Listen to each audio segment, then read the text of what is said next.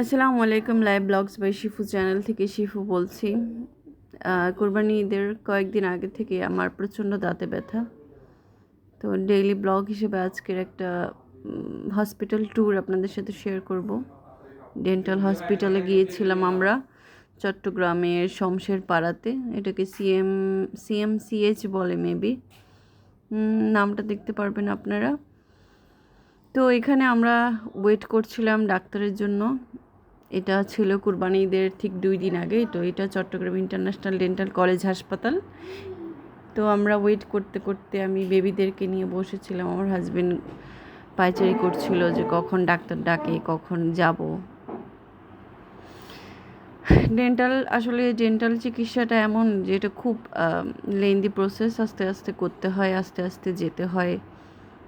দাঁতের অনেক কিছুর ব্যাপার আছে যেগুলো আসলে নর্মাল না।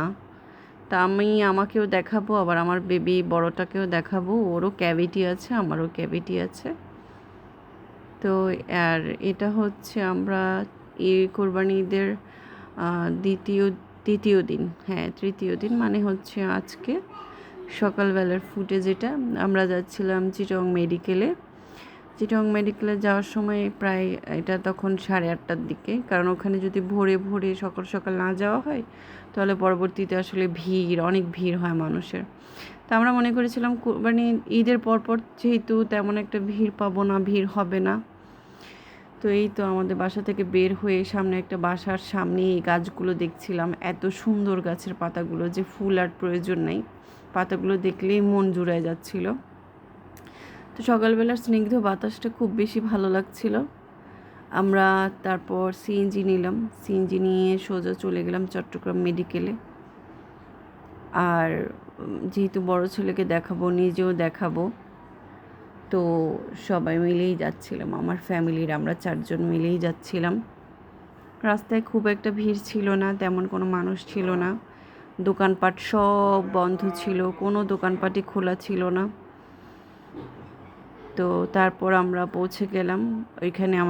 আমার হাজবেন্ড টিকিট কাটার জন্য গিয়েছিল। আমার বাচ্চাদেরকে নিয়ে আমি বাইরে খোলা আকাশের নিচে বসেছিলাম। যদিও ওয়েটিং রুম ছিল, বাট ওখানে খুব গরম ছিল। যেহেতু এটা একটা সরকারি হাসপাতাল, এত বেশি বেনিফিট ছিল না। তো আমরা পরে ওরা দৌড়াদৌড়ি করছিল, খেলছিল। এরপরে আমরা ডাক্তার দেখালাম, দেখিয়ে চলে আসলাম। এই তো আজকের এই ছোট্ট একটা ব্লগ। তো আমার ছেলেকে দিয়েছে ডক্টর দেখার পরে ফিলিং, আর আমাকে দিয়েছে রুট ক্যানেল আর ফিলিং করতে। ওখান থেকে আমি আমার নানির কবর জিয়ারত করতে গিয়েছিলাম। ওখানে আমার নানুর কবর জিয়ারত মানে করার কবরস্থানটা খুব কাছে। তো আমি এর আগে কখনো যাইনি। আমি চিন্তা করলাম যে না যাই, নানুর কবর জিয়ারত করে আসি, নানুর জন্য দোয়া করে আসি। যদিও কবর জিয়ারত করতে হবে এমন কোনো কথা নেই, বাসা থেকেই দোয়া করা যায়। তারপরেও আমার আজকে অনেক দিন ধরে আমার নানুর জন্য খারাপ লাগছিল, তাই চলে গেলাম নানুর কবরস্থানে। কবর জিয়ারত করে ওখান থেকে আমরা বের হয়ে একটা সিঙ্গারার দোকান খুঁজলাম, বাট একটা দোকানও খোলা ছিল না।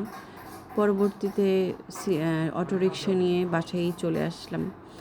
তো এই ছিল আমার আজকের ডেইলি ব্লগ। ভালো লাগলে জানাবেন, আমার চ্যানেলটি প্লিজ সাবস্ক্রাইব করবেন। সবাই ভালো থাকবেন। আসসালামু আলাইকুম, আল্লাহ হাফিজ।